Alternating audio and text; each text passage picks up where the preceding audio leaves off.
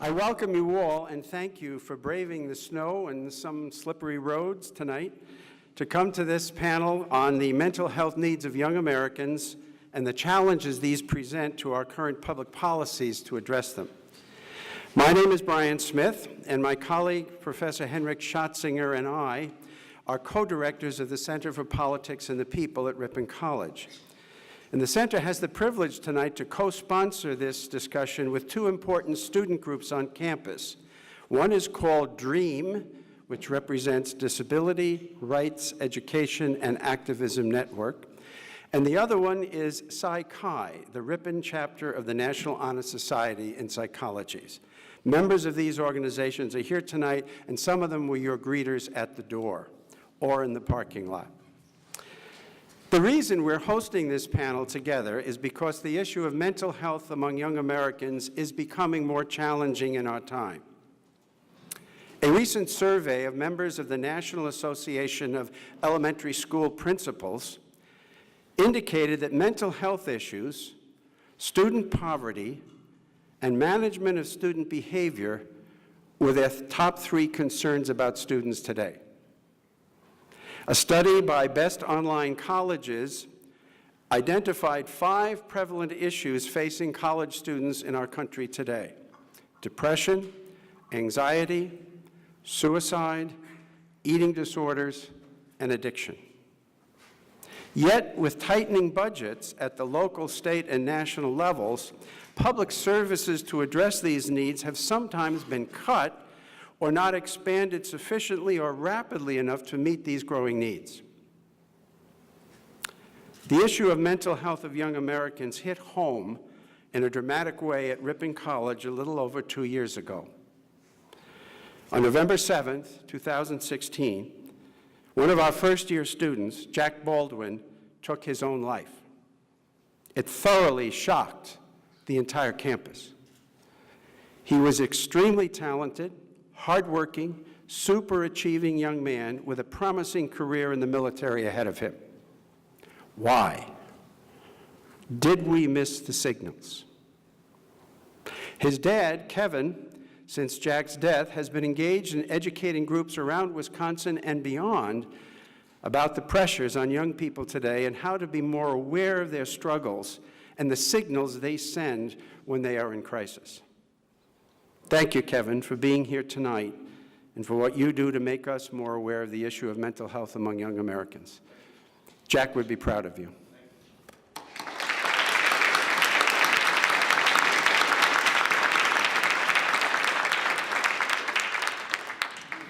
We have invited 4 professionals this evening, 3 of whom were able to come because of the storm, who deal with different aspects of these challenges: mental health professionals and journalists who write about the issues. To my left, Dr. Sarah Reed is program head for Honest, Open, Proud at Rogers Behavioral Health in Brown Deer, Wisconsin. She holds a PhD from Michigan State University in ecological community psychology. Her research has focused on adolescent well-being and the development and evaluation of community-based programs designed to enhance youth mental, social, and emotional health. To Sarah's left, Lindsay Lowe is a licensed mental health and substance abuse psychotherapist at Collaborative Wellness, professional counseling and consulting services here in Ripon. She has experience in residential treatment, inpatient mental health, county mental health, and jail recidivism reduction programming, and works with clients of all ages. She provides schools with on-site therapy, education and resources for students and staff, and sits on several area committees. And finally, to Lindsay's left, Rory Linnane is a reporter for the Milwaukee Journal Sentinel's Ideas Lab, which examines best practices for solving the region's problems.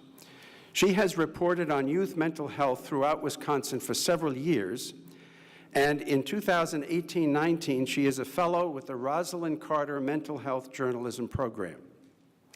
The fourth invitee, Alan Borsuk, a journalist and senior fellow at Marquette Law School, writes extensively on educational policies in the state. Sometimes you read him in the Sunday Journal, but unfortunately he lives south of Milwaukee and tonight was not able to join us. So each panelist will speak for about 8 minutes. Then we'll have a few minutes for the panelists to react to each other. And then we'll open it up for a half hour or more, hopefully 40 minutes at least, for you folks to come to the microphone in the middle of the aisle and to address your questions or comments to the panels. Rory will speak first, and she will share information about the rising youth suicide rate in Wisconsin, why mental health needs are increasing, what are the barriers to access mental health care, and what are some of the best approaches for improving youth mental health today. Then Sarah will discuss the relationship between stigma and mental health, particularly how stigma is an impediment to seeking help, support, and treatment.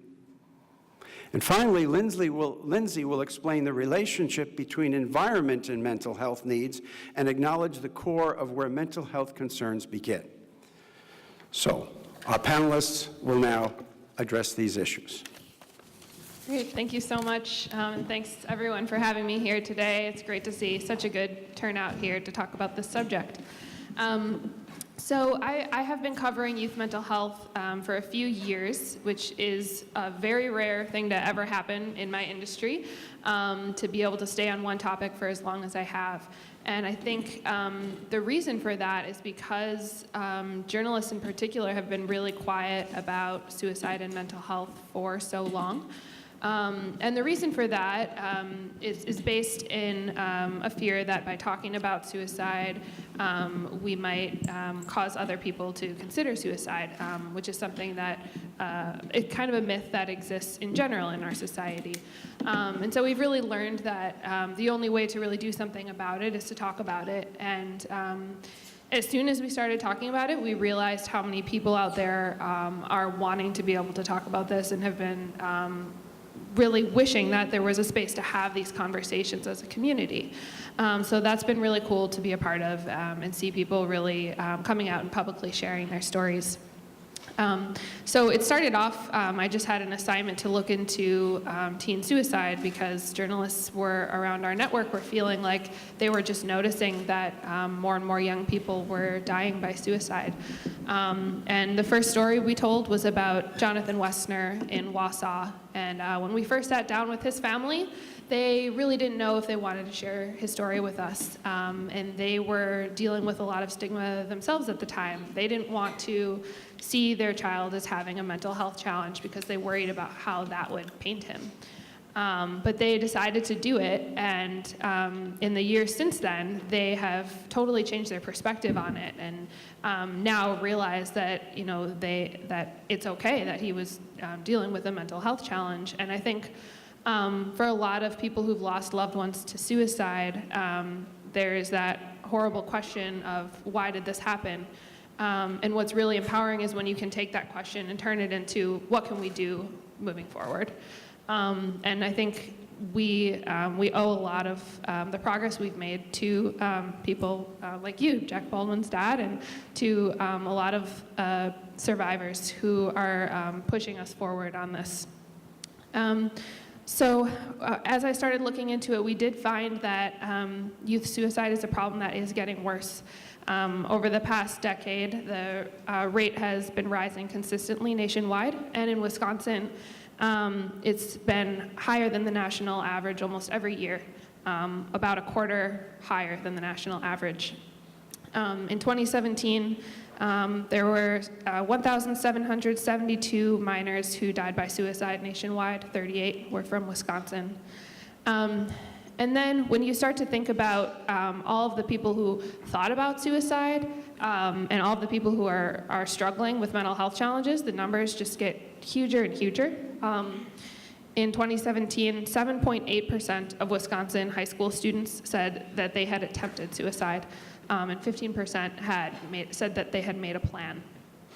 And then when you look at depression, Wisconsin ranks 8th for having the greatest prevalence of youth ages 12 to 17 who had at least one major depressive episode in the past year. And on a survey, 27% of Wisconsin high school students said they had experienced symptoms of depression. So this is a problem that's affecting a lot of students across Wisconsin and something that continues to grow. One of the reasons for this is that we don't have we don't have enough mental health professionals, especially in rural and underserved communities.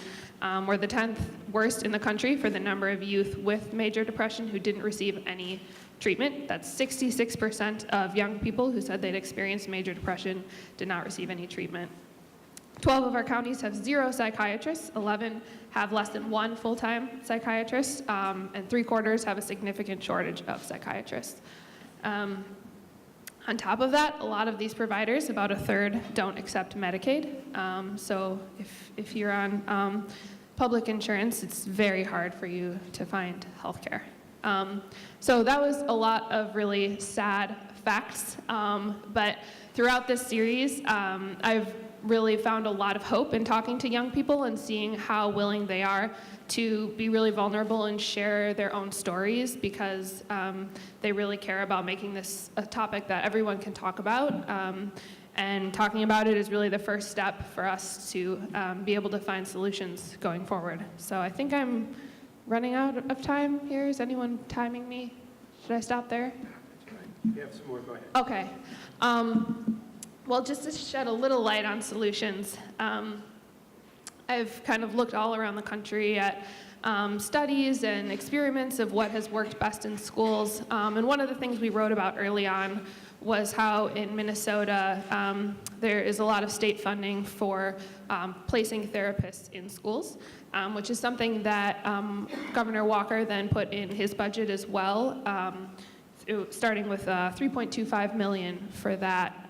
And Governor Evers has talked about increasing that amount going forward, which can fund things like what Lindsay will talk about more, because she works in a school environment. But when you can have therapists actually going into schools, you get a lot of efficiencies, because a lot of students who need care will not actually, their parents will not actually take them to a clinic outside of the school due to stigma and transportation barriers, cost barriers, and other barriers. So that's something we found to be really effective. Also, student-run groups are really effective because a lot of research shows that students are much more likely to talk to their peers about issues that they're going through than to adults. And also, messaging created by peers tends to be more effective, and it speaks to students better than messaging created by adults. So one of those groups, called Sources of Strength, is active in Oshkosh and a few other districts around the state. So I will stop there. Thanks so much. Thank you, Rory.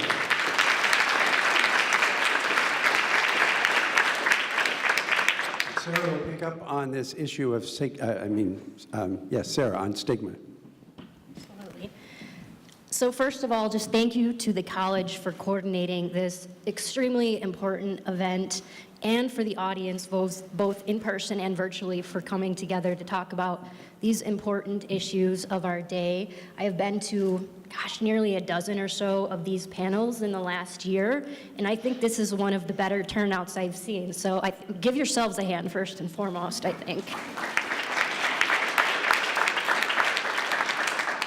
So I fully intended to just talk, but then I looked back at my emails and realized I had 8 minutes rather than 15, and thus I put together some notes at the last minute so I wouldn't go over too much.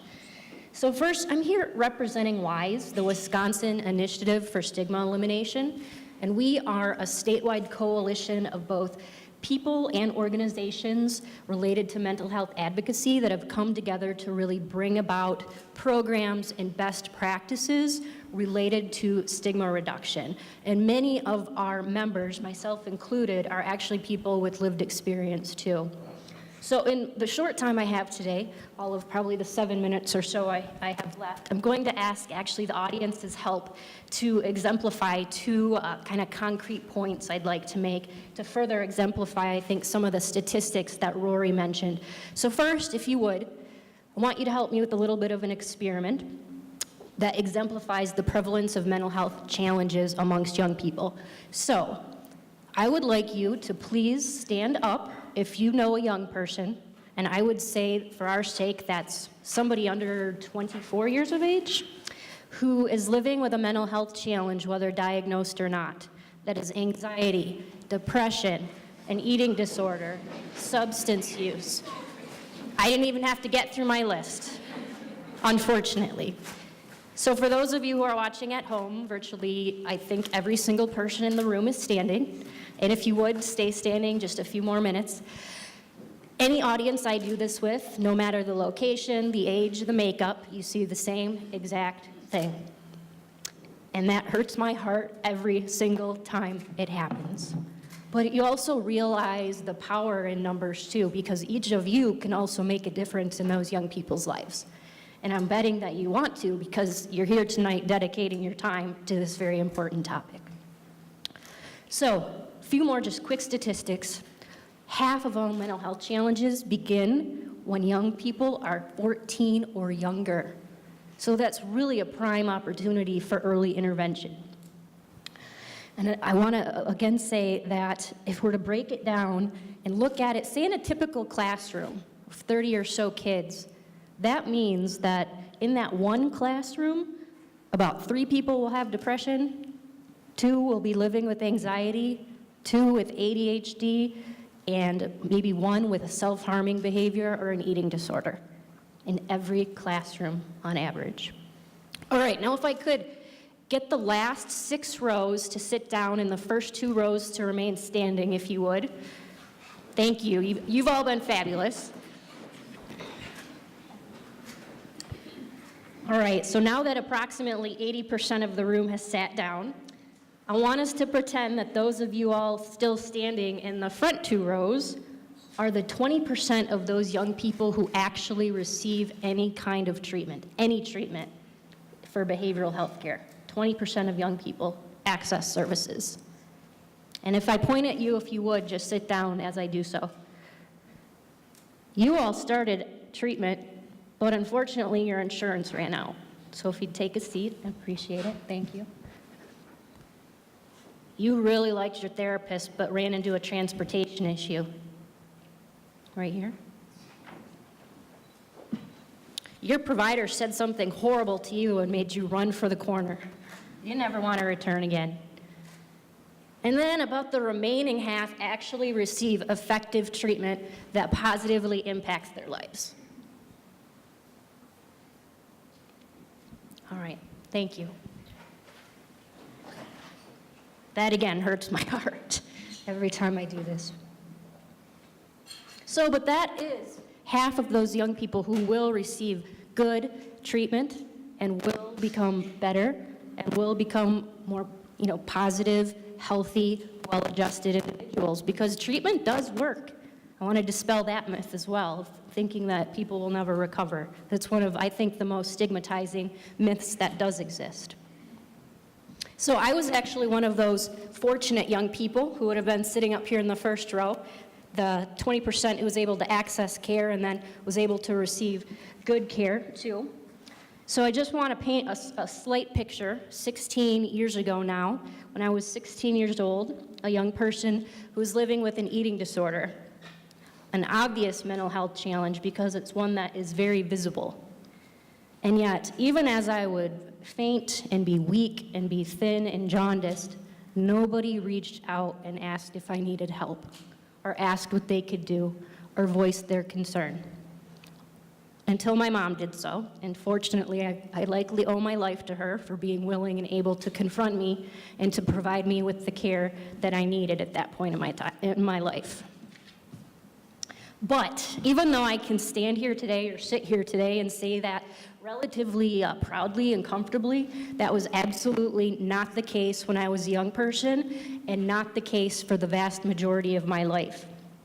In fact, when I was young, I was so incredibly ashamed and embarrassed that I flat out lied at times. I made excuses when I fainted. I said it was a virus. When I had to leave class to go to therapy, I forged my hall passes saying I was going to a medical doctor rather than a therapist. I just didn't want anybody to know, quite frankly. And so why did I act that way? I bet Rory knows. She knows the answer. Because oftentimes people who live with mental health challenges face something that can be just as detrimental, and that's stigma. Stigma, I believe, is one of the root causes of mental health challenges, as well as one of the leading drivers behind our low access to care and access to services. I mean, I'm looking around here, there's a lot of young people in the room, which is awesome to see. Life's hard enough as a young person, let alone as a young person with a mental health challenge who's living with a stigmatizing condition. So stigma, if I really break it down and put it into simplistic type of words, it's just simply treating people negatively or hurtfully as a function of who they are. In this case, as a function of them having a mental or behavioral health challenge. And stigma comes from all over. It does not exist in a vacuum. Any one person can experience it in multiple facets of his or her life, and often do, from their parents, their peers, their neighbors, potential partners, employers, teachers. And two of the main ways that it affects people, in my opinion, and in the research that we have done through WISE, is that it leads to extreme isolation and extreme limiting beliefs about yourself and your own capacities and your worth. How many times, and by whom, do you need to hear that you're less than, that you're less likely to be successful, less likely to be happy, before you believe it yourselves? And that then becomes self-stigma, or what I think of more as self-shame. And when you develop these limiting beliefs about yourself, really understandable responses are to become either avoidant and think, why go to therapy? Why go to school? Why try to get a job? Why try out for that team? It limits so many of your prospects and opportunities. Or you might get angry and think, why try? Why try this therapy? Why try this new approach? Why take a risk? Why put myself out there only to be hurt again? Or you might become really apathetic and throw your hands up and say, why should I care? Why should other people care? So in recognizing the reality of the way that stigma can impact us and impact those people that we care about and that you all said that you know, we can see that it can create one of the biggest challenges of reaching out, of getting support, of getting care, and of living a happy, healthy, well-adjusted life. I'm not going to leave on too sour of a note, I promise. Every time I give this talk, I think, man, this is so depressing. Fortunately, as Rory said, solutions. And we know a lot about solutions, actually. So fortunately, we know that there's a relatively straightforward way of addressing both self and public stigma. And they really rest on a very similar approach. And the foremost way of doing so is to access people's stories of resilience and recovery and hope, and to be willing to share those stories ourselves. That is one of the main ways in which myths and misconceptions can really start to be debunked, which is why I think so highly of the Kids in Crisis series, because they provide a platform for young people to meaningfully share their stories with a large audience from a position of strength. And if they ever do a town hall meeting here, I really urge you to go and see them, because these kids just shine. They are so inspirational, I promise you. I have been so incredibly honored to be even a small part of it. So I also want to emphasize, sometimes we hear that education is the approach. Learn about mental health challenges, learn about different types of treatment and resources that are available. And yes, that type of learning can be helpful, but listening to those stories are all the more so. because it resonates with us more deeply when there are feelings involved. I could sit here all night and tell you the stats say that people who are bullies are more inclined to be suicidal than are those who are bullied.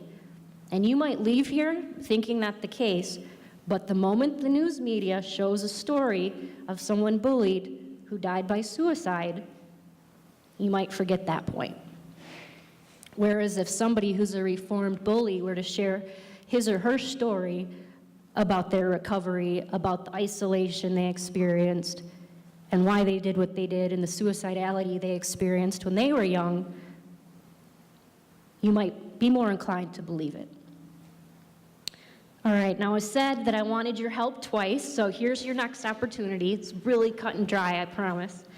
So this time, would you all stand up, please? Granted, those of you watching online need not do so. I can't hold you accountable, unfortunately. So just look around the room if you would. We have an excellent sized audience today.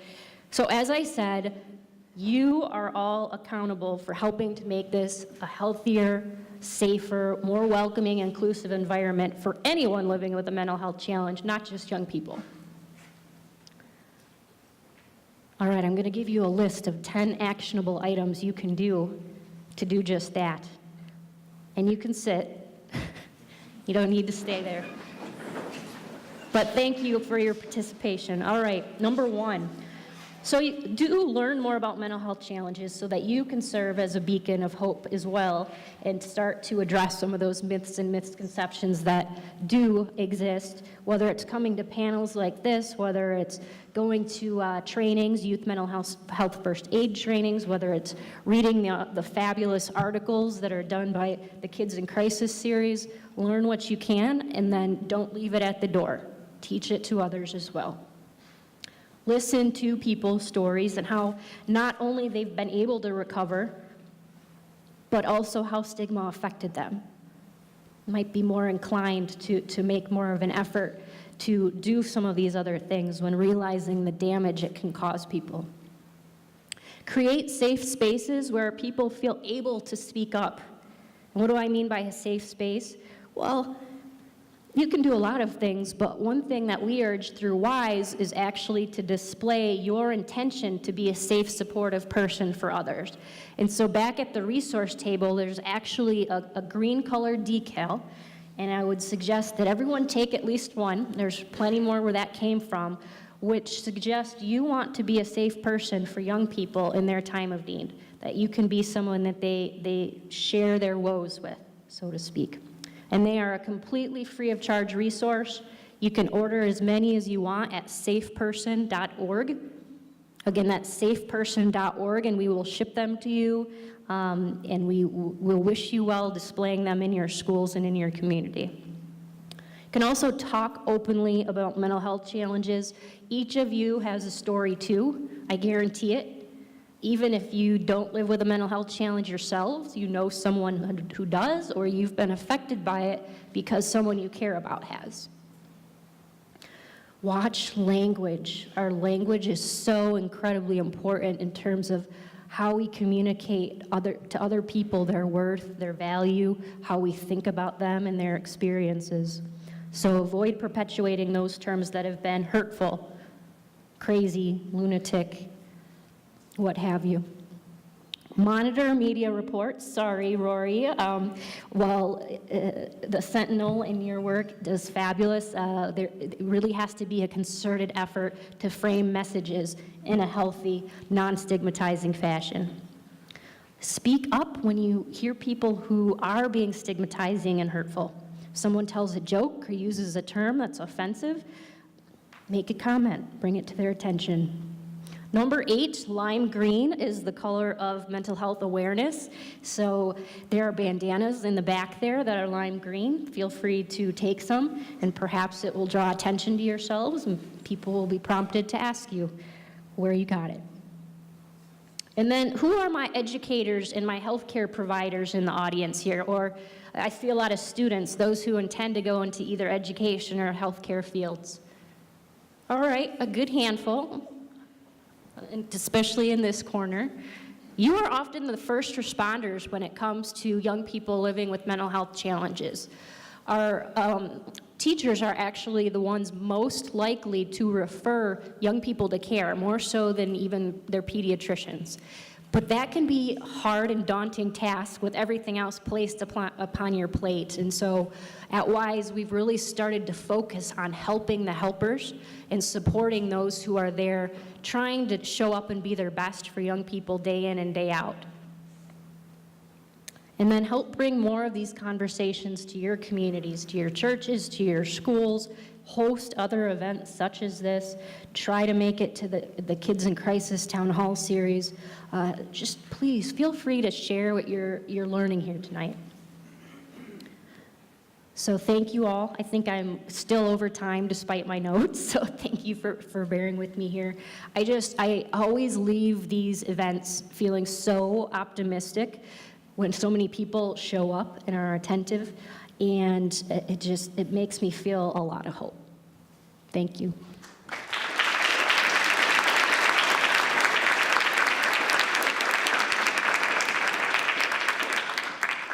Thank you, Sarah. Lindsay, will you share now with us the issue of what you see to be environment and how that affects mental health? Sure. Thank you. I again also like to thank all of you for coming. You are a very big part of the puzzle to mental health, and not just mental health, but overall well-being. More and more research is coming out about what we already know, that the brain and body are connected, and we can't discount that.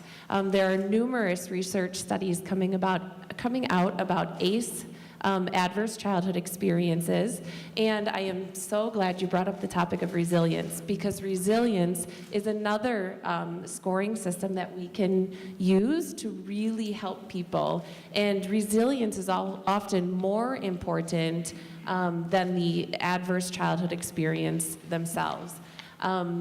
We know that adverse childhood experience goes beyond life-changing traumatic events. It's something as simple as toxic stress. So coming home with too much homework, too many sports to engage in, not enough time to play with friends, not enough time to spend with family members or have meaningful relationships or meaningful discussions. So each and every one of you who is here is a huge part of each other's and your own resilience. Some of the experiences that I've had in counseling, I work with children as young as 4, all the way through the lifespan. And I've been working more and more with the younger population, so elementary school and middle school. And what we're really finding is when we get into early adulthood, we see almost more of a shell of people. They're really out of touch, and they don't know how to get in touch. And that's where a lot of the mental health concerns come from. So one of our big goals is to promote resilience, promote relationships, promote overall well-being, physical, mental, spiritual. And especially with young men, we're seeing that in the ages of 12, 13, 14, that's a really important developmental age. And that's when they are starting to really pull away from some important attachments in their lives, and that's when they're starting to feel kind of lost and not really knowing where to go. So really supporting our youth is an important piece of overall well-being. I know both of these ladies up here also shared a lot about stigma and access to mental health care, and it's very difficult, especially as a provider in the field. There aren't enough of us. So if you've ever had an inkling to help somebody, see if you can pursue it, see where it might lead you. You all have a responsibility, and you all have a role in terms of community and supporting one another. Thank you all. Would you want to interact? First of all, an applause for Lindsay. Very nice.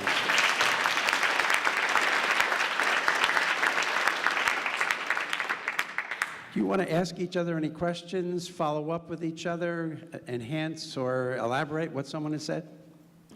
I wanted to add something because Sarah so graciously brought up our events.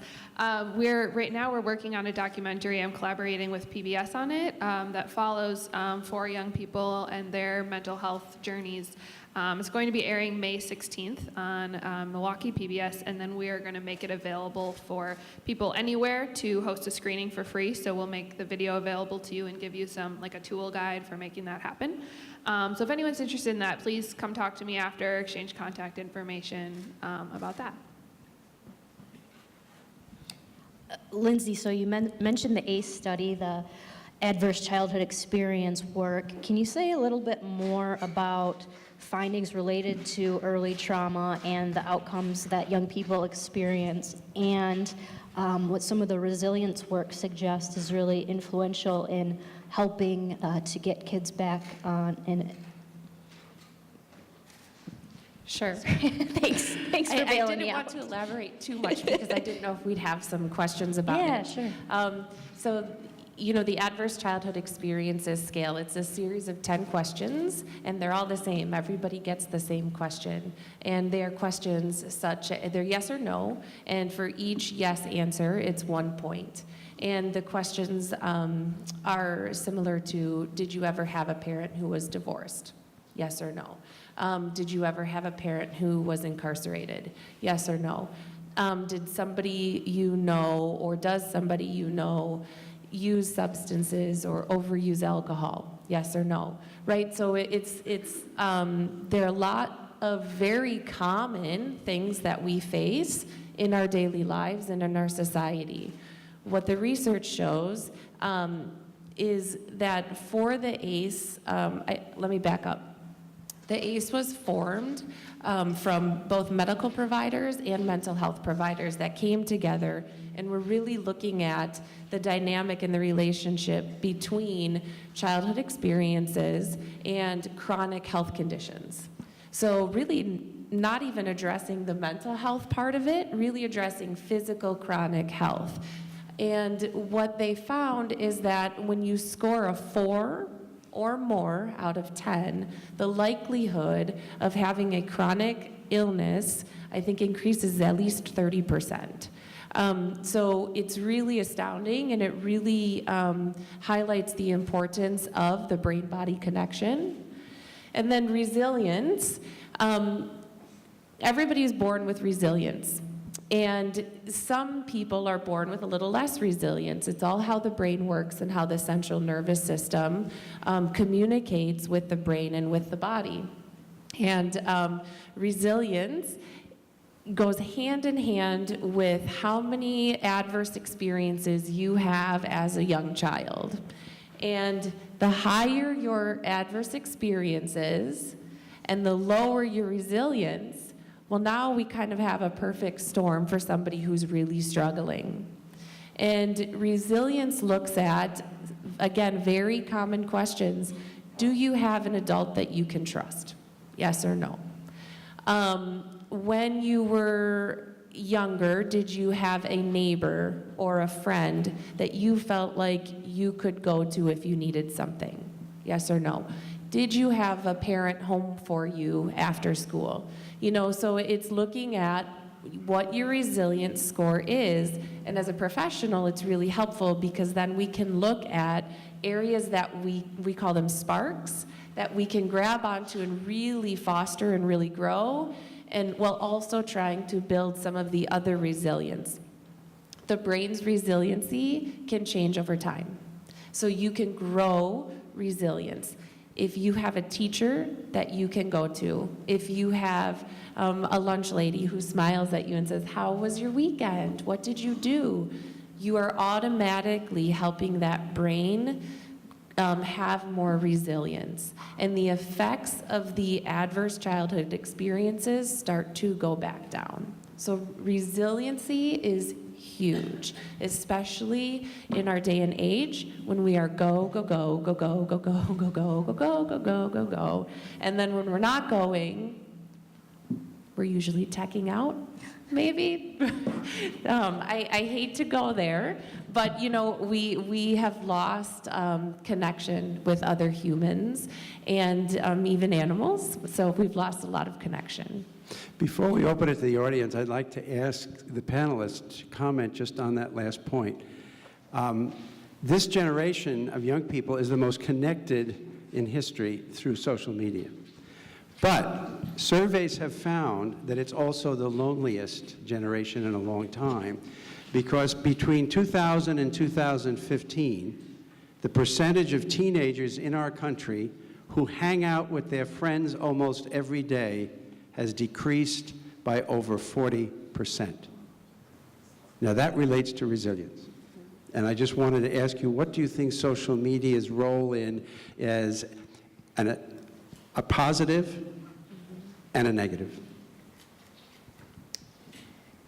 So thank you for mentioning the positive facet as well, because they do exist. Yes. I'm not one to demonize social media or screen time by any means, even though some research does show some pretty detrimental effects of the last 12 to 15 years in that regard. What it does provide us with communities of like individuals if we use it in a healthful, meaningful way. And so I'm not sure how large the community here is, but I'm guessing not all that large. And so if you live with a relatively rare mental health challenge, let's say Tourette's or some kind of tic syndrome, there may be 2 or 3 of you in the whole community, in the whole town, and that has really provided a way for people to meaningfully connect with those who are like them in a relatively anonymous way that can be devoid of some of that stigma that you might experience face to face. And so I do want to say, used in that way, can actually provide a means of building a community sense of resilience, I would say. That being said, I think it's too simplistic to say it is social media or screen time that is directly related to the rise in mental health challenges. Rather, there are, I think, a lot of indirect effects. So it's some of what you alluded to. If you're engaging in social media, you're not doing other things. You're not being outside playing. You're not engaging face-to-face in meaningful conversation. You're not sleeping. A lot of other things that we know help to build health and wellness. And I actually think that last point, the sleep deprivation, is quite a large one. The more time you spend on your screen, the less quality sleep that you have, which we know is independently related to a lot of mental health challenges. Yeah, to piggyback off of that, there's constructive screen time and there's passive screen time. And I think what a lot of us would like to look at and help kind of shift is the passive screen time. That constructive screen time, we're live streaming. So that's excellent, right? You have access to these types of opportunities for maybe parents or grandparents or caregivers that live out of state. FaceTime is amazing. You know, you are forming a connection. You are able to stay in touch with others, but I think the concern is really the passive screen time and, you know, what's really holding you back from having connection with others and kind of creating that shell instead of personality and growth and understanding of oneself. Thank you. Can I weigh in on that one too? Or okay, yeah, I agree. There's a lot of nuance there, and I hate when I hear people just blame social media and iPhones for the problems of this generation, my generation. I think the broader issue is this like competition and comparison that teens do so much, and that's on all of us for creating that culture that we have. And social media can fuel that so easily because you can create this curated persona online, and then you're scrolling through, seeing all of your friends seeming like they're living perfect lives and seeing everything you're missing out on. And so that can definitely fuel that stress. But as Sarah mentioned, I think it's also so important for young people to find communities online, especially LGBT kids who might not know anyone in their community who is like them. They can find communities online where they can finally feel free to be themselves. So yeah, I think there's a lot of nuance there. This was apparently a popular question, so I want to mention one more thing. So I had you engage with me in 2 ways, and I promised you that would be the only 2, but I'm going to throw in a third.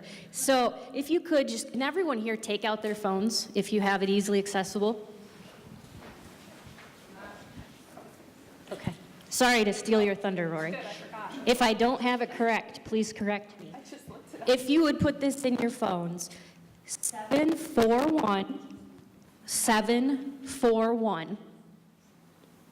That is the Hope Line, or the text line in Wisconsin, which is a 24/7 crisis and suicide prevention hotline, staffed with crisis interventionists, and they will text you until you want to text them no longer.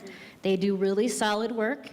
I know some of the folks who staff the line, as well as some of the developers, and it's helpful to have that on hand if ever you're inclined to need some support or you encounter a young person who does.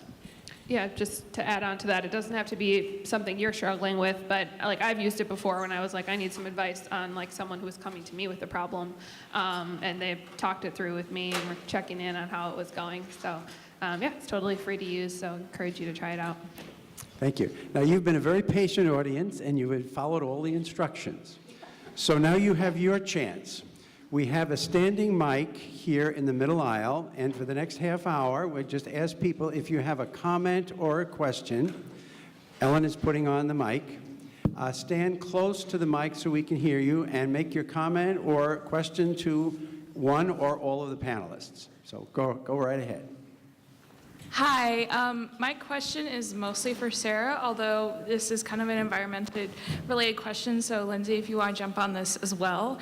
You did talk about preventing stigma, so I don't know how much of an expert you are on like mental health in the college setting specifically, but how specifically in this college setting, especially one where we are living on campus for pretty much our entire college careers, how can we help to prevent and end stigma at a college, in a college environment? Great question. Not an expert in that regard, but I was in college once upon a time myself, so have some personal experience. The rates of depression and anxiety amongst college students have also skyrocketed the last 10 to 12 years or so. It's an extremely competitive environment. And at times, depending on your field, I think there is excess impetus to not talk, either because you're concerned about how it might impact your professional life moving forward, or because it's so competitive, you're concerned you'll be thought weak or incapable in some way. I experienced that feeling myself in graduate school, and I was in a psychology program. It was extremely hush-hush, even though we knew oftentimes people who were struggling in silence. And so, what are some ideas that I think you might replicate here? I'm not asking you to reinvent the wheel by any means. There are some really fabulous college programs existing that you might check out. So one is called Out Stigma. It is a program at numerous colleges and universities that's related to stigma reduction. It uses stories as part of their platform, but also, does walks, does awareness events, does panels such as this. There's also a really fabulous group called Active Minds, and they train speakers to share their stories of lived experience and then to travel around from school to school, both to decrease stigma, but also to connect with other students and student groups. And so those are a couple ideas. Might not seem all that tangible because you have to take and develop it and create it, right, from scratch. So a good place to start, I think, is having conversations amongst yourself, reaching out, taking those decals and maybe putting them in your dormitory or giving them to your professors. Baby steps, right? Yes. There's a lot of you here tonight, and so connect after the fact. Thank you. Thank you. Second that. Talk. Talking about it and really taking ownership of what you guys are experiencing here in college is really important. And again, going back to the idea of resilience, right? also talk about the positives. Talk about what is working. Talk about how you did make it through a really stressful night of studying or a big exam. Talk about what is helping and how you can help each other. Yeah, I think sharing coping skills that work for you, and also just like normalizing and celebrating taking time for self-care is really important. Thank you very much. Thank you.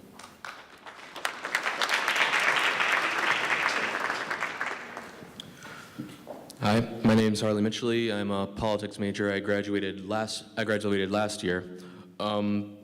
I'm familiar enough with the topic to know that there's an elephant in the room that we haven't been discussing, and that's the quality and nature of psychology as a discipline. I'm familiar enough with the social sciences as well as the standards for the regular sciences to know that, well, scientists are laughing at scientists who study physics and such laugh at psychology when it comes to the credence of their methods. I'm very familiar with them, and I'm not necessarily saying any of you are guilty of any of this.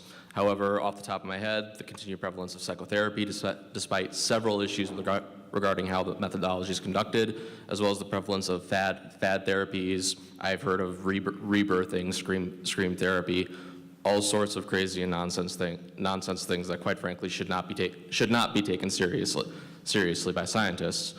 As someone who is currently seeking mental help for a lot of reasons, I can't help but remember the fact that these stories are out there and they are common and continue to be brought up in psychology, as well as other social sciences. But that's a general critique here.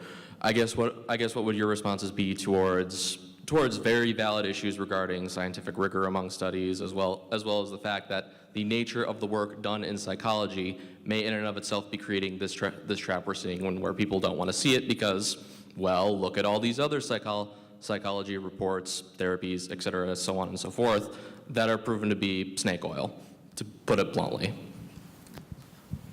You want to go? You can go.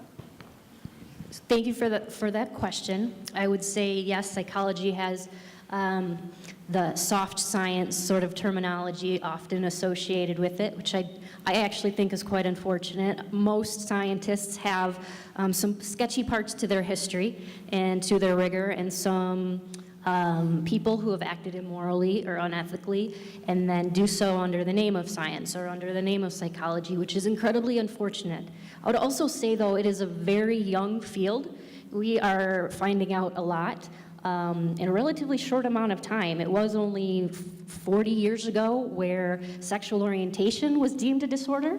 I think so. We certainly have a ways to go, but certainly not every form of psychotherapy or medication is detrimental. And so I think you have to take it with a grain of salt, so to speak. To clarify, I am not necessarily saying it is detrimental. I am saying that the research that goes into showing that, yes, psychotherapy does work is often absolutely terrible. If we ignore the fact that even on a definitional level, psychotherapy has invalidated itself several times with numerous revisions to the point of, is Sigmund Freud even still here at a certain level? That is the level of issues that I have seen in the social sciences in general. Psychology is both a nominal topic as well as a common topic for it to be brought up. I could talk a little bit about psychotherapy. Please. So psychotherapy, you're right, there's a lot out there, and it doesn't, there's not one size fits all model. And I think really going back to, again, the brain-body connection and looking at central nervous system, looking at things like how our brain waves react to toxic stress, things like that. We would do ourselves a disservice if we didn't try to address some of those things. You know, talk therapy, which I think a lot of people correlate with psychotherapy, will only go so far. We know that emotions and experiences and the way that our brain stores those experiences is held in the nonverbal part of the brain. So we can talk about it all day long, but if we don't try to implement some other types of therapy strategies, it's not going to work very well.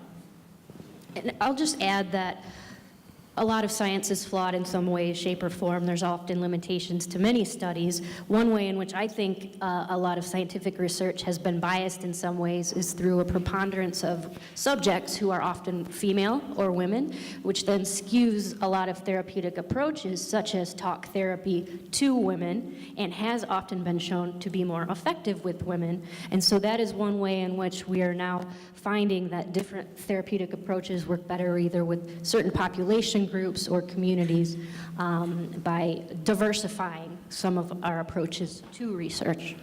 At risk of holding my turn a bit too long, I guess. We do have to get some Okay. more questions. Thank you very much. Thank you. My name's Kevin Baldwin, and thank you, Brian and Ripon College, for hosting this. One of the areas I've talked to several ROTC programs across the Great Lakes region. Recently, Western Michigan, Kalamazoo, we had over 80 cadets, and I take them through, what we experienced in our tragedy and the journey recovery. One of the areas we really focus on mental health and resiliency is stimulants. And I don't think it gets enough attention. One of the contacts I've reached out to is an MD out of Bethesda with Operation Supplement Safety.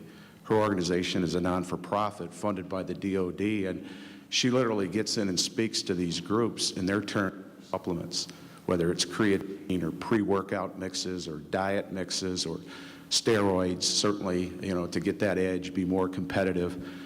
What's really toxic that doesn't get enough attention is these high-powered caffeine products.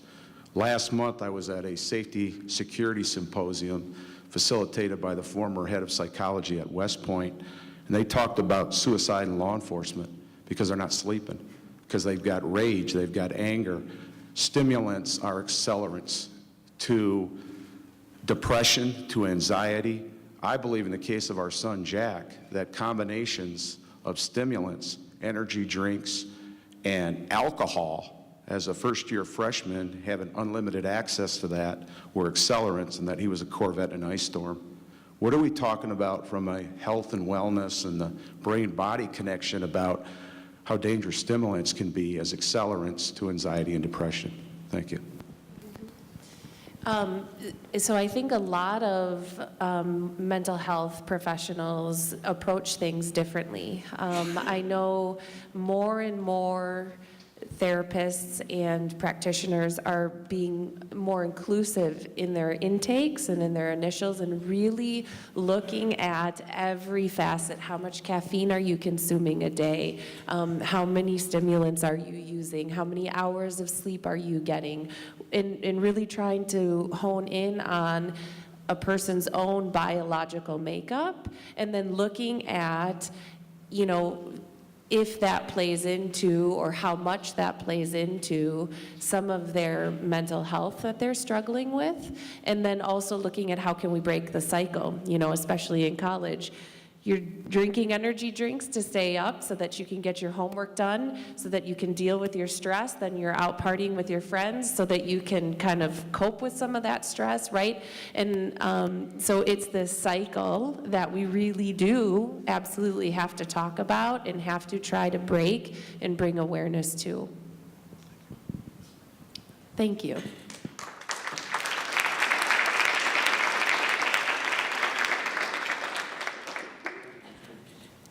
Hello, my name is Jacob Meyer, and I'm a philosophy major here. My question is kind of straightforward. What information do you guys have about research being done or has been done about online communities, whether it be on social media or on more sort of traditional-ish platforms like YouTube and Twitch, platforms that are trying to mimic more traditional platforms? I'm not quite sure I understand research related to social media use in what regard? Effects on potentially resiliency, just anything kind of in general having to do with mental health and the effects of social media communities within that. So this is anecdotal, this is not research related, it is my topical area of expertise at all. But I run a group, as you mentioned, called Honest, Open, Proud, or what is now called Up to Me, related to disclosure amongst young people and means of disclosure, platforms for disclosure, how they communicate with each other about their mental health challenges. And it is oftentimes initially via social media that anonymity can feel safer in some ways. So whenever I ask adults, what do you think about social media disclosure? They're, oh no, that's a horrible idea. I hope my son or daughter would never even think of such a thing. But then when I ask young people the same question, they say, you know what, that's the only way I really feel safe. That's the only way I really have of finding someone who's like me. That's the only way, because of the anxiety I have, that I'm comfortable doing so, because I don't have to actually look at someone in the eye. I can think through what I want to say. I can practice it and rewrite it time and time again. And so I think there's definitely some advantages to it, potentially, again, if used constructively. But I would always urge there's pros and cons, and to certainly think through and make a well-informed, thoughtful choice as to whether that's a good option for you. Because parents have a point too. Once it's there, it could potentially stay there. Thank you.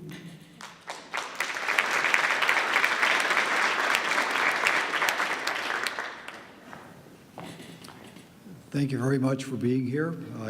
I appreciate the wisdom that you've given us. I want to make a comment, and then I want to ask a question.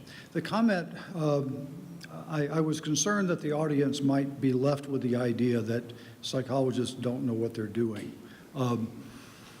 especially in a scientific way. Now, okay, I'm a psychology professor, I'm a licensed counseling psychologist, and I teach courses here. Just so everybody knows, the training of psychologists happens at many different levels. At the undergraduate level here, we start with a thorough scientific training. I would actually argue that compared to somebody who works in physics, psychologists learn more about the scientific method.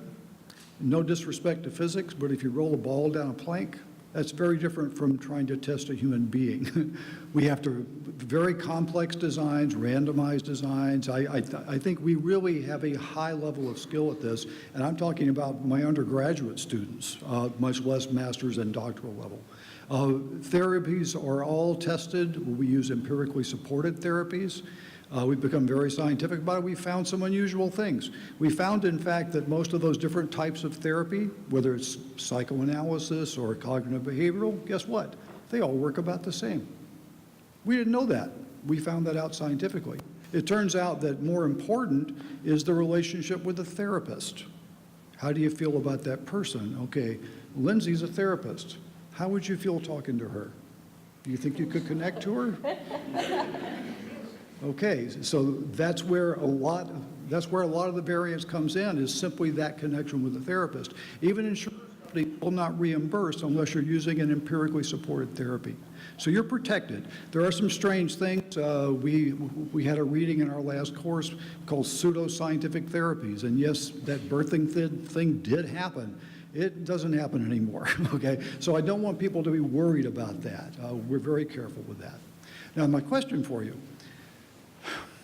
to what degree is this a political issue? As we talk about elections, as we talk about candidates, is this something that ought to be part of what a candidate tells you they stand for? And should we ask those kinds of questions at political debates?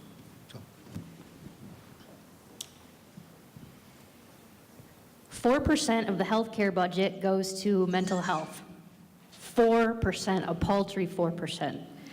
Now, I might be biased, but I think it absolutely should be a part of many people's platforms because of all of the aspects of people's lives that it touches, right? So a lot of negative associations can come from having had either trauma in your background or living with a mental health challenge if you don't get adequate care and treatment. Things like school delinquency, things like higher rates of incarceration, things like lower rates of employment, things like being underemployed. A lot of really detrimental outcomes can be associated with untreated behavioral health challenges, which has a lot of implications for our society, our communities, our budgets, and what have you.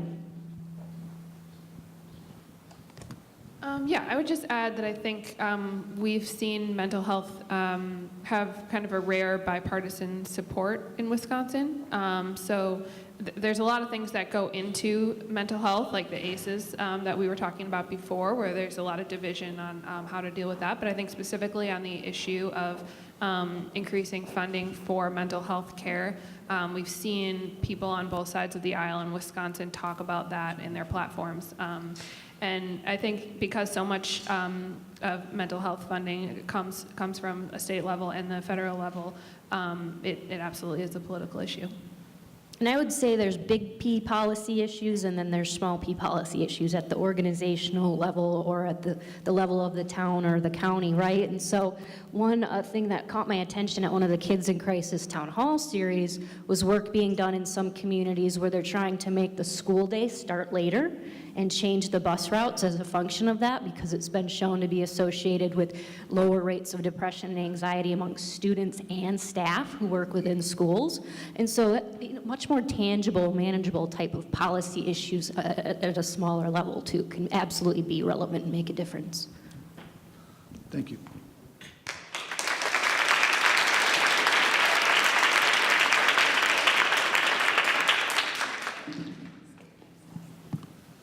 Thank you for the panelists. I'm Hervé Sommet from the Educational Studies Department.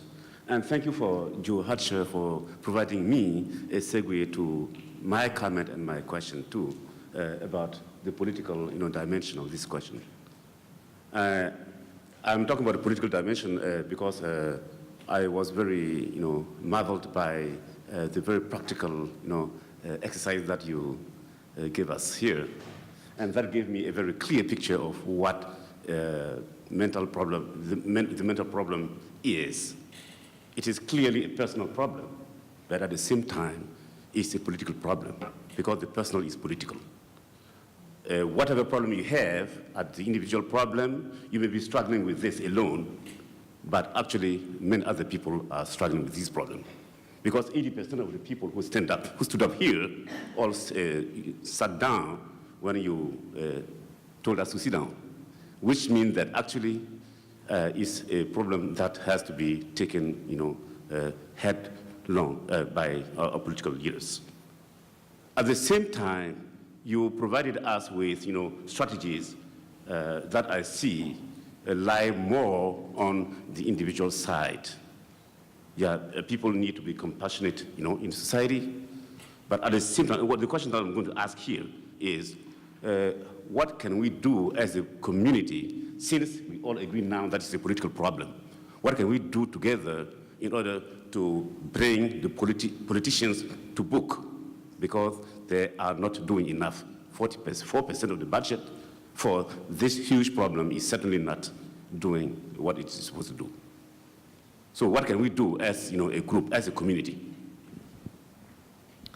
So that's a great question, and when I mentioned stigma, I absolutely did gear it towards individual level stigma, even though we know it exists at a community and a societal level in various ways. And so if I were to mention different forms of structural stigma that exist, those are the types that exist in the policies, the laws, the rules, and regulations of our society, of our culture. And so working to address those is absolutely something that you can do. So I mentioned access to insurance being a huge barrier, not only for getting people to care, but for staying in care long enough for it to be effective. That's one structural impediment, structural form of stigma that you can certainly advocate around. Another quite large one has to do with the media and its portrayals of people who live with behavioral health challenges of certain kind and the sort of framing that they have around it, and then how that affects a good number of people. So for example, suicide leads to more deaths every year than do war and homicides combined, and natural disasters, I'm sorry. And yet, what do we see on the news day in and day out? It's not stories of people's loss from suicide. It's not a reframing of those stories of people who are lost to suicide, but it's the wars and the homicides and the natural disasters that capture our attention. And so those are some of the big systemic type issues that at an individual level you can still rally around. Yeah, and I think I'd like to touch on that too. We are in 4 different school districts, and it's been interesting to see how each of those districts operate, and they operate very differently.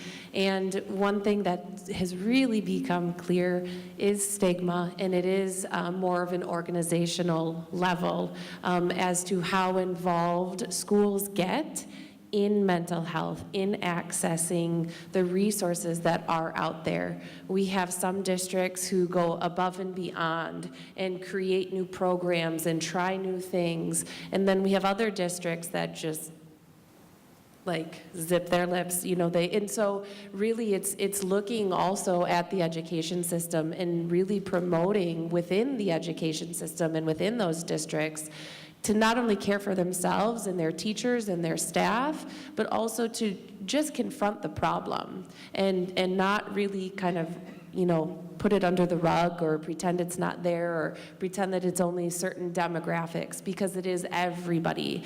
And we know from standardized testing and different things that schools have to meet, it's everywhere. They're all doing the same thing. It's just some districts and some administrators don't love to look at the problem.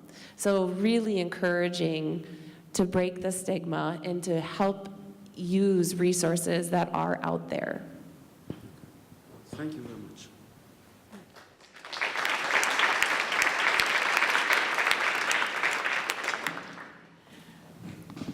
Hi, I'm Pastor Karen from Green Lake Federated Church, and I say that just because I have a lot of youth that I work with, a lot of young men especially, for whatever reason in my congregation have had real issues with mental health, including I'm a mom of 2 college-age sons, and one especially has difficulties with mental health issues. So I'm always looking for good, open-ended questions that I can ask that will help them open up. And one of my sons is in Missouri, one's up in Stevens Point, but they're both at a distance. And then the young men that have gone off to college and then have struggled with various forms of mental health issues. So not to not ask it for, are there specific questions, more gender specific for men, that can be open-ended and helpful? I think one thing I would really encourage, which is difficult if your sons are away or people are away, but also this is where maybe some of that FaceTime could come in handy. I would look at body language. I would look at the nonverbal communication that is being shown to you. The behavior will always tell a story. And I'm sorry, go ahead. Yeah. Actually, so what I'm asking is, as somebody who wants to be supportive of them, and honestly, with my kids, they won't do FaceTime at all, unfortunately. But what can I ask that would engender support to them? I guess I would ask, do you need to ask a question, or could you make a statement? Like, hey, I hope you had a really good day today. Tell me about it. Or I want you to know that I would love to hear about this class or the test that you took. I think when we ask, and what I'm finding with some of the young men that I work with, they don't want to be asked questions. They want to kind of hear open-ended statements that they can then elaborate on and maybe talk about, and you'll get a lot of information, I think, that way. Okay. I would also say whatever you're already doing, if you're asking, keep asking. Even if you don't get much of a response, that doesn't mean it goes unnoticed. It will be sorely missed were you to stop, I would say, even if I don't have the correct thing to ask your particular son. I would also say check out those decals that are in the back. They have a list of 7 different ways to interact with people who are experiencing a challenge of some way, shape, or form. You exact questions, but sort of means of communicating that you care. So it's emphasizing their strengths, It's being a non-judgmental listener. It's only offering advice asked, right? And so rather than going into fixed mode, I think, which a lot of people in the helping professions might fall prey to, myself included, time and time again. And so some sound words of wisdom on there. I would also say best practice with young men is actually, if you're concerned, not to say refer to them to some sort of behavioral health therapy, but rather to their primary care provider or pediatrician in a way that doesn't emphasize mental health per se. And so you might notice a behavior. Hey, I'm really concerned about your drinking. Hope you'd go talk to your doctor about that. And then they can be the one to make a reference to behavioral health services, because sometimes you're more apt to listen to someone other than your mother, unfortunately. It might be age-related, but that's one word of advice I would share. I think we'll have... We have time for just 2 more questions, so we have 2 people at the microphone, so go ahead, and then we'll call it a night. Okay, so you guys have touched a little bit on like education in like schools and like talking about both the resilience as well as like looking at like educating through stories. So how important would you guys say implementing like a program into K through 12 schools that addresses educating students on mental health wellness as well as awareness? How would you say that would help reduce stigma and possibly mental health issues as a whole? That'd be a fabulous idea. Some districts do it and do it well, and others don't. Some do so to a small degree, but maybe not as well as we would like. It sometimes comes down to an issue of resources, whether they have the staff to do so, whether they can carve out time in their schedules to do so. Sometimes it comes down to an issue of funding, as some programs do have a sizable fee related to them. Sometimes it comes down to, is what we know works, the programs that exist, culturally relevant here? So we have a lot of really good best practices related to both stigma reduction and mental health awareness, but a lot of it might not work in downtown Milwaukee, where they live with very different challenges than you do here. And so it's finding what works well for your community, having the access to those resources and the personnel, having the political clout, and realizing that a lot of schools, unfortunately, don't view mental health within their purview. And they get a lot of resistance, not just from staff or the administration, but sometimes from parents too. And I think, too, a lot of time districts wait until they're almost at a crisis level instead of, again, like you said, implementing it really at the earliest stages. And whether they have funding or not, because I can say in these rural areas, even if you have the funding, the resources are overwhelmed. So you might not get the resources. But things that you can do are implementing different peer support groups. You know, that's something that you're just teaching kids how to take care of each other and how to support each other, and also how to not look for mental health issues per se, but really, how's my friend doing today? They've like seemed kind of down the past couple of days. You know, I'm going to play with them at recess. One very simple thing are the buddy bench that's at elementary schools. And so there are a lot of different things, even if the funding isn't there or the resources aren't there. It's being an advocate within your district or amongst your teachers. I just wanted to add, it's so true that it tends to happen after a crisis. I think in a lot of the suicides we've reported on, right on the aftermath of that, the school is trying to figure out everything they can do, which is great. But I'd love it if schools were thinking about that more proactively. And our documentary is something that we're really hoping that teachers will use in their classroom as an easy way to quickly plug into something that is modern and relevant to students. I do want to leave you with one program that's virtually available practically anywhere, or at least they have trainers. I'm pretty sure there would be some locally. It's called QPR, Question, Persuade, Refer, which is a suicide intervention. And it would help students feel more equipped to intervene if they were concerned about one of their peers or their friends, and there is a youth version. And so I would urge you, if you're interested in bringing that to your school, to maybe work with your administrators or your teachers to see if you can get a trainer. And then could you also briefly touch on the importance of mental health wellness education? So what does it mean to be mentally healthy?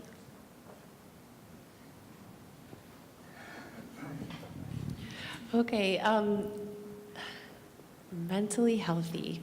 That's kind of a loaded question because I think it's different for everybody. Everybody has their own level of self-care. They have a different idea of self-care. I think the overarching is awareness and understanding your own thought pattern, your own negative belief patterns. I know you touched on that in your early remarks. Our experiences teach us things, and sometimes those get stored negatively. So we start to think, well, I'm just stupid because I didn't do well on my math test. It's being aware of that and then learning how to take care of yourself to counterbalance that. I think also a lot of traditional messaging around mental health and mental illness is really like diagnosis based, and so it's like, I don't know, has it been 2 weeks or more? Have I stopped doing my normal activities? What's a normal activity? Like you're trying to figure out what box you're in. And when you talk about mental wellness, it allows you to see it more on a spectrum and be able to just say, I felt stressed out today. And deal with like more, just to be able to speak more about what you're dealing with as an individual rather than trying to fit it into a certain diagnosis. Thank you. Thank you.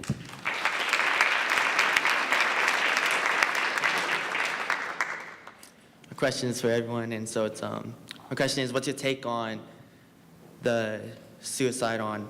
I know you guys do research on the person themselves, but what about the family environment or the home environment? Like, what's the take on that? On as far as do research on school and as friends and social media, but what about the family? Like, what are the parents doing or just the family itself? Because that goes as a whole circle. Because if that person kills himself, then it's going to just lead in a circle to where the parents don't blame, oh, we should have done this, we should have done that. Then it's going to go back to maybe you shouldn't have done that. But just what's your intake on the environment and what it should be or what could have been better, or how could parents know the signs or not? I can try to address that because I've talked to a lot of parents who have lost kids to suicide. So I think something that's really useful is to try to kind of change the mindset from reflecting on one specific situation, because you can ask that question over and over and not find an answer of like what you could have done differently. But try to think more from a community perspective. How can we, moving forward, make sure that kids are more supported by an entire community? And I think, correct me if I'm wrong, but research shows that people who know someone who died by suicide become more at risk for that themselves. So in the aftermath of a suicide, it's really important to wrap around a whole family and all of their loved ones and not tiptoe around it. I know, people have talked about how, like, when people die from other causes, like the whole neighborhood's trying to sign up to bring casseroles over to your house. And when it's suicide, like, no one's calling. So I think it's really important to just really be there for families in that aftermath. Okay, thank you. One second. Were you looking for aftermath or were you looking? No, I'm good. Okay, all right, thank you.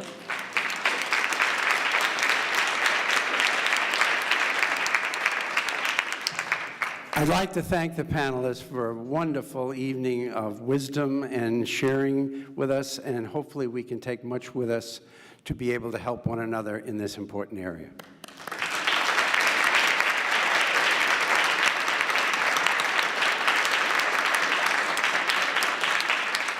Before we leave, there are a couple of other people I would like to thank.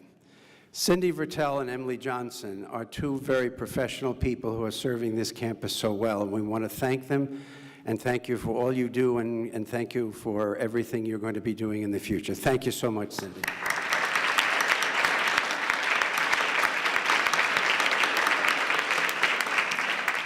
And since we mentioned budgets, our Assemblywoman Joan Baldwin is here. She's been a great support to us over the last year in planning this event and making suggestions, so thank you, Joan, very much.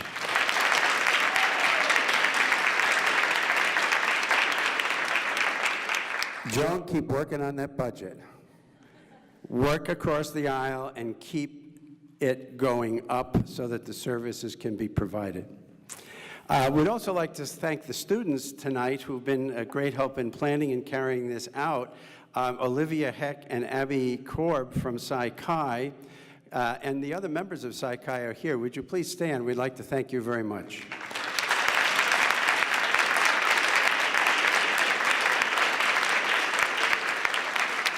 And Rachel Brand and Alex Clough and the other members of DREAM who've also sponsored this event. Would you please stand? We'd like to thank you.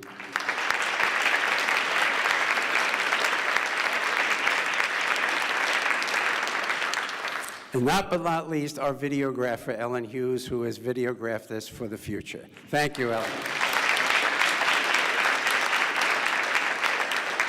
And thank you all for coming. We have a reception now for those of you who can stay, and I think our panelists, at least for a few minutes, will be available to answer more questions informally. But thank you so much, and carry with you the wisdom we learned tonight.